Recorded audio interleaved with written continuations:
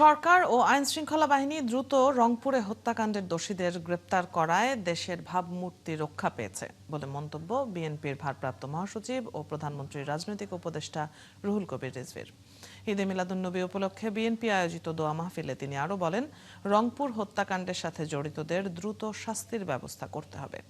নবীর নীতি অনুসরণ করে সামনে এগিয়ে গেলে ন্যায়ভিত্তিক সমাজ প্রতিষ্ঠিত হবে বলেও মন্তব্য করেন রিজভী।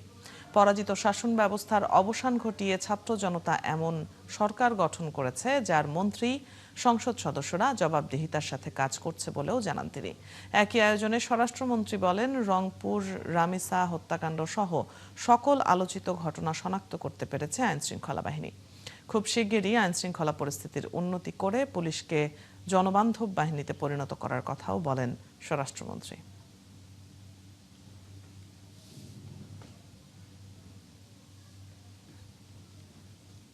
প্রতিটি জাতি আমাদের সামাজিক জীবন প্রত্যেকটি ক্ষেত্রে আমাদের চলাচল, আমাদের আচার আচরণ প্রত্যেকটি ক্ষেত্রে যাকে অনুসরণ করা প্রয়োজন, যাকে অনুসরণ করা দরকার, তিনি হলেন আমাদের প্রিয় নবী মহানবী হযরত মুহাম্মদ সাল্লাল্লাহু আলাইহি ওয়াসাল্লাম।